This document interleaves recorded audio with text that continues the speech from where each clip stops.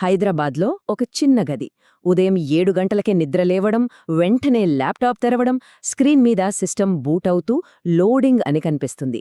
కాని ఒక్కసారి ఆలోచిస్తే కేవలం ఆ సిస్టమ్ మాత్రమే కాదు, సాకేత్ లాంటి ఎంతోమంది జీవితాలు కూడా ఎప్పటికీ ఆ లోడింగ్లోనే ఉండిపోయినట్లు అనిపిస్తుంది.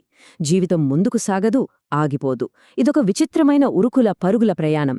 ఈనాటి మన విశ్లేషణలో ఈ లోడింగ్ వెనుక ఉన్న అసలు కథేంటో చూద్దాం.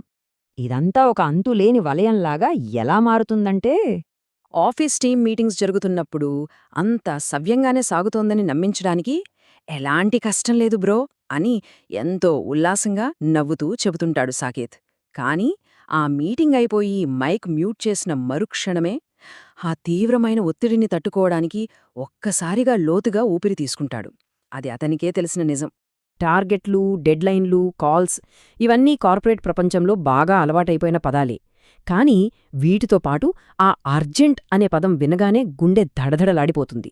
నిరంతరముండే ఈ కార్పొరేట్ ప్రెషర్లో ప్రతి పని అర్జెంట్ అనడం ఒక మనిషిలో ఆందోళననో ఎంతగా పెంచేస్తుందో ప్రత్యేకంగా చెప్పాల్సిన పనిలేదు. షెడ్యూల్ ఎంత దారుణంగా ఉంటుందంటే, ఉదయం 7 గంటలకు మొదలైన పని రాత్రి 11 గంటలైనా ఆన్లోనే ఉన్న కోడ్. పోని ఒక సమస్యను సరిచేశాం కదా అని ఊపిరి పీల్చుకునేలోపే ఇంకో సమస్య వచ్చేస్తుంది. ఒకదాని తర్వాత ఒకటి, అలా అర్ధరాత్రి దాటుతున్నా పని నడుస్తూనే ఉంటుంది. ఇక అంతా మన కంట్రోల్లోనే ఉంది. షిఫ్ట్ అయిపోతోంది అనుకునే భ్రమలో ఉన్నప్పుడే అస్సలు ట్విస్ట్ ఎదురవుతుంది. సరిగ్గా అప్పుడే మేనేజర్ దగ్గర్నుంచి ఒక మెసేజ్, సాకేత్, చిన్న మార్పు మాత్రమే, అంతే. ఈ ఒక్క మెసేజ్ ఎంతో నిరాశను మిగులుస్తుంది. పేరుకే అది చిన్న మార్పు, కాని ఆ మార్పు చేయడానికి మళ్లీ 3 గంటల సమయం అలా ఆవిరైపోతుంది. సరే, వీకెండ్ వచ్చింది కదా, కాస్త విశ్రాంతి దొరుకుతుందని ఆశిస్తే వెంటనే పని సమస్యలొచ్చేస్తాయి. స్నేహితులంతా సరదాగా గడపడానికి బయటికి రాబ్రో అని పిలుస్తుంటే సాకేత్ నుంచి వెళ్లే ఒకే ఒక్క రిప్లై ఏంటంటే, పనుంద్రా. ఈ పని ఒత్తిడిలో పడి వ్యక్తిగత జీవితం, పండుగలు ఎలా దూరమవుతాయో చెప్పడానికి ఒక చిన్న ఉదాహరణ చూద్దాం. ఒకరోజు ఇంట్లో పెద్ద పండుగ. గది బయట ఇంటి నిండా దీపాలు, అమ్మా, నాన్న, చెల్లి నవ్వులు. అందరూ ఆనందంగా ఫోటోలు దిగుతున్నారు. కాని గది లోపల పరిస్థితి వేరు. తలుపు గడియపెట్టుకుని చీకట్లో స్క్రీన్ షేర్ చేస్తూ, అవును సార్, కాల్లో ఉన్నాను అంటూ మీటింగ్లో గడుపుతున్నాడు. ఈ రెండిటికీ మధ్య ఉన్న తేడా ఎంత హృదయ విదారకంగా ఉందో కదా. అప్పుడే వాళ్లమ్మ ఎంతో ఆప్యాయంగా పిలుస్తుంది, రానాన్నా, ఒక్క ఫోటో అయినా దిగుదాం అని.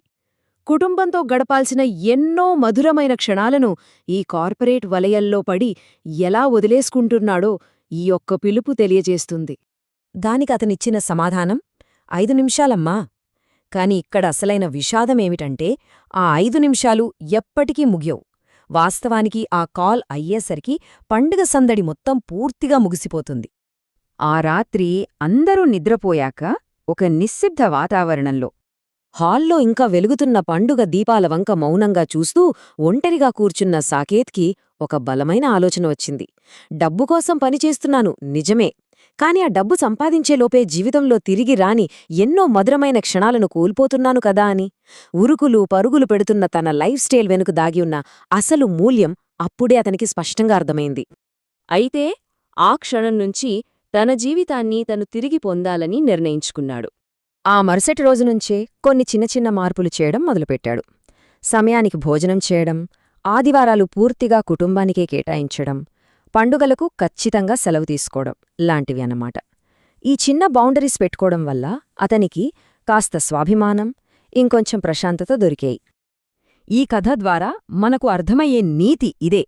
ఉద్యోగం ముఖ్యమే, అందులో ఎలాంటి సందేహం లేదు. కానీ జీవితంలో తిరిగిరాని క్షణాలు ఇంకా ముఖ్యమైనవి. డబ్బు సంపాదించడం ఎంత అవసరమో, మనకోసం, మనవాళ్లకోసం కాస్త సమయం కేటాయించడం కూడా అంతే అవసరం. ఇక చివరగా ఒక ప్రశ్న, అసలు దేనికోసం పరుగులు తీస్తున్నాం? కేవలం తిరిగిరాని క్షణాలను కోల్పోవడానికేనా ఈ సంపాదన? ఎవరికి వారు ఒకసారి ఆత్మవిమర్శ చేసుకోవాల్సిన అవసరం ఉంది.